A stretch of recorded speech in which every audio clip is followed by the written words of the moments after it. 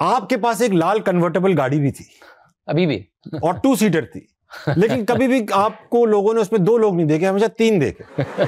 بنانے والوں نے اس لیے 2 سیٹیں بنائی ہیں نا بھائی, اکیلے نہیں جانا ہوتا اس میں. تو 3 لوگ کیوں تھے 2 سیٹوں پہ؟ ایسا کیا تھا؟ میں نے بہت کہانیاں سن رکھی ہیں اس لال گاڑی کی. مجھے لگتا تھا میں پروگرام ریسرچ کر کے کرتا ہوں, مجھے احساس ہو رہا ہے آپ بہت ریسرچ. اسلام آباد میں خوبصورت اپارٹمنٹس بھی تھے آپ کی, جس کی منی ٹریل بھی آپ کے پاس تھی, یہ سب کچھ تھا. میں تو کرائے پہ رہتا تھا یار, اس لیے منی ٹریل کیا ہونی تھی, کرائے پہ رہتا تھا. لیکن آپ نے بھی خالی کر کے واپس آ گیا کراچی. یہ وہ زندگی کے سارے جیو والے کہہ کے لائے تھے کہ آپ بڑی اچھی زندگی گزار رہے ہیں, یہ آپ کی اچھی زندگی جاری رہے گی, بس آپ نے 1 سال کے لیے کراچی آنا ہے, اس کے بعد ہمارا چینل بھی کراچی اسلام آباد شفٹ ہو جائے گا. تو میں 10 سال سے, اس لیے آپ نے بڑا اچھا کہ آپ نے کہا میں پروگرام ہی لاہور سے کروں گا, بھائی بھروسہ نہیں مجھے کہیں آپ آنا نہ جانا پڑے. میں کہا چلو کہ خان صاحب سے یہ انسپریشن بھی حاصل کیا آپ نے. مجھے نہیں پتا خان صاحب سے کس انسپریشن کی آپ بات کر رہے ہیں, جو بھی آپ بات کر رہے ہیں وہ لوگ بہتر جانتے ہوں گے, بٹ میں زندگی میں ظاہر ہے آپ جب زندگی میں آگے بڑھتے ہیں, اور یہ جس قسم کی بھی سوسائٹی ہے, میں بہت ساری ایسی چیزیں ہیں جو آپ زندگی میں سیکھتے ہیں.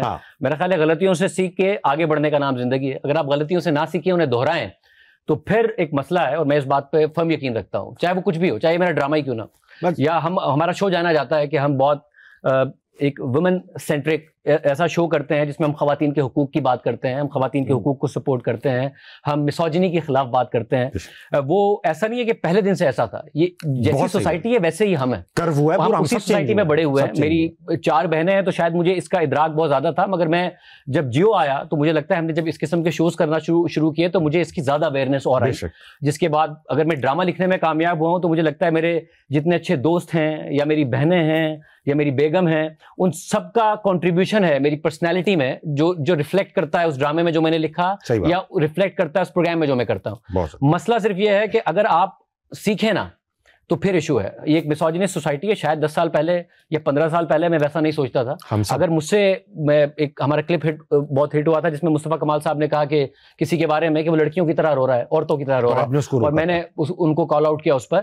شاید 15 سال پہلے میں نہ کرتا, کیونکہ ظاہر ہم اس سوسائٹی کا حصہ ہے, مگر مصطفیٰ کمال صاحب کا بھی اچھی بات ہے کہ انہوں نے اس کو ایک اچھی طریقے سے بعد میں ایکسیپٹ کیا کہ ہاں یہ بات نہیں ہونی چاہیے, انہوں نے پھر کبھی نہیں کہی. تو نہ سیکھنے میں ایشو ہے.